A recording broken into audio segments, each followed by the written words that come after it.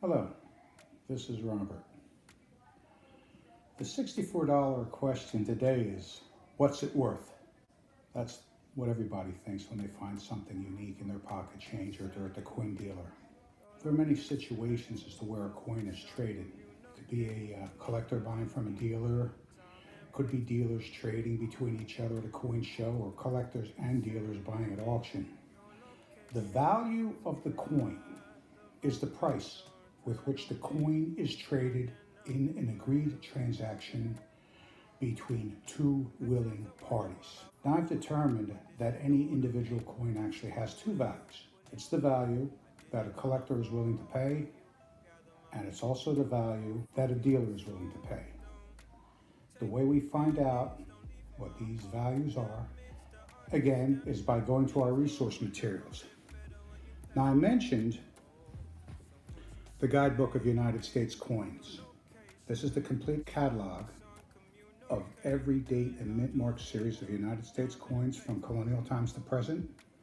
It also has a complete price list in just about all graded conditions that you would expect to pay for when you buy the coin from the coin dealer. We also have the same book, the Handbook or the Guidebook of United States Coins. Same book. This is the red book. This is the blue book. The only difference is that the prices listed in this book are prices that a dealer will pay for coins. Now, a lot of people fill their libraries with these books, hardcover, get them every year. I don't get them every year just due to the fact that they take up space, and I get them every so many years. The most recent copy of this book is 2014, so for most of my examples, I think this should work out. I definitely need a new red book. It's dated 2004, I think, so I don't believe, 2005 actually, so I don't think it's going to be a good indicator of coins that I would expect to pay for at a dealer. So, as a result of that, I can also use periodicals or publications that you can get in coin stores or magazine shops. And again, you'll get a complete listing of prices in just about every conceivable grade. So for my collector prices, this is probably going to be the most accurate indicator, and this is what I'm going to use today. And when you go to the dealer, this should actually be the maximum amount that you'd want to pay for a coin. So at this point, what I'd like to do is I'd like to illustrate some actual coins. We can take a look at them close up. I will give you the collector price and the dealer price on some of them. Just for time considerations, we're just going to go through the collector prices on most of them. The first coin that I would like you to look at very closely is a Flying Eagle cent. It's dated 1858. Looks like the small letter variety. I will show you the reverse of the coin, front, side, and back.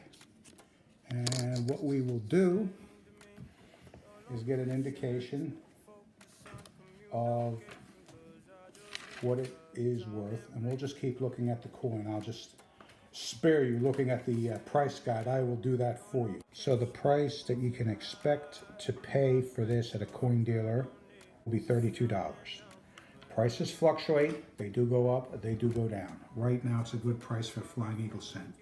Now, I showed this to you before. We'll take another close look. This is the Liberty Head nickel. Let's take a real close look at it because this is in a mint state 63. The only reason that it's not a mint state 65 is just due to that ding that's on Lady Liberty's head. So that happens sometimes because they're always transported around in mint bags. The price that you would expect to pay from a dealer for this coin will be $195 right now. And I will turn it over so we can look at the back. Remember I showed these to you before, the letter V, the Roman numeral V, meaning 5 cents. And again, you could take a look at that condition. And while you're looking at that, let's see what a coin dealer would pay for that. And the price that a coin dealer would pay for that coin actually would be $130. So if I needed to liquidate this coin right away, which I will not, I would get $130 for it. But of course, if I sold it to another collector, I'd get the higher amount.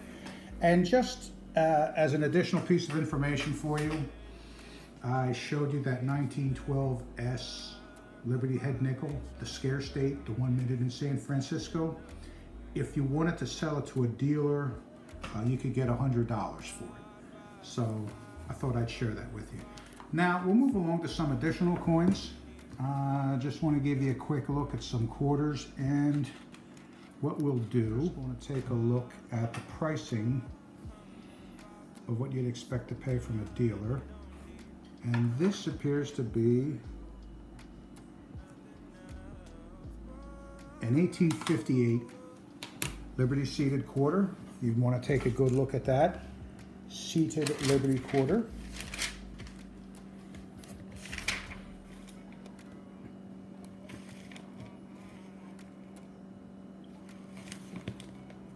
That's in fine condition.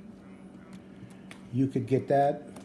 You could pay $40 at a coin dealer to get this coin.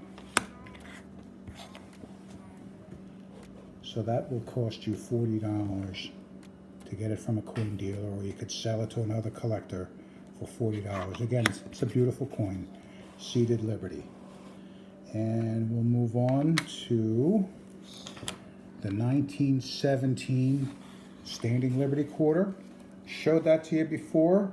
You're curious on what that one is worth. That is in a fine condition. That's actually worth $80.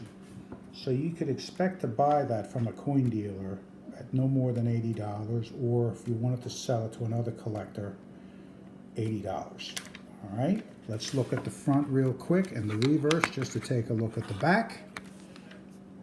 And that's a beautiful coin. It's high relief. As I indicated before, the date is not recessed, so if you find these in change, generally the dates are worn off. Let's look at one more quarter. And we happen to have a Barber quarter. This is a I'm going to show it to you close up. This is a 1900 S mint mark. Let's look at it real closely. Barber quarter.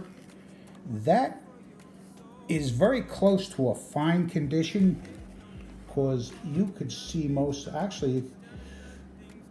the letters are there. You have to see all of the letters actually, even though some of them might be weak. It looks like it's close to a full Liberty. This one here has a value, again from a dealer, $31. So we'll show you the back close up. There's your mint mark. The S for the San Francisco Mint. And again, your date. And at this point, we're quickly going to look at three coins. I got two very old $50. This is a capped bust $50, dated 1932. And we will see what that is worth. That's a capped bust $50. Now, I graded the coin, and it's between a fine and a very fine. The front of the coin, the obverse of the coin, is in fine condition, but if you look at the back, the reverse, particularly with the detail of the feathering, that's a very fine reverse. So you're going to pay anywhere between $75 to $85 for that. $85 would be the high-end price for a very fine coin. So that's a beautiful coin. And I know I showed that to you before. I actually identified it as a quarter. It's actually a $50. It's a Seated Liberty. Take a nice close look at the 1874 sheeted Liberty $half. This here in extremely fine condition actually goes for $200. That's a nice price. Maybe we want to take a look at the back. And if you purchased it in extremely fine condition at the coin dealer, that would be about $130. Again, I'm looking at 2014 coin dealer prices, so you might get a little more, but for what we have, it looks like $130. One more coin, the last one we just want to look at, is a Barber $half. This is a 1905 O. There was a designer by the name of Charles E. Barber. That's who the coins are named after. He designed a series of dimes, quarters, and $half with the same obverse and the same design of Lady Liberty. The series ran from 1892 to 1916. And on the back, you could take a look at the O mint mark. Now, mint marks are letters representing the city where the coin was made. Most of them were made in Philadelphia. We had branch mints, Denver, D, S, San Francisco. At the time, O was for New Orleans. So what we'll do on this one is we'll just take a look real quick. One here, you can expect to pay $40 for it from a coin dealer. This is what I wanted to show you today. Again, with your resource materials, publications and periodicals always have the up-to-date prices. And if you ever want to find out what you could get for the same coin from the coin dealer, get a copy of this book, the Guidebook of United States Coins. Not the red one, because it's prices that you pay for when you buy, but rather the blue book, which would be your prices that the dealer would pay. So I hope you find this information useful. We'll talk more again. Thank you.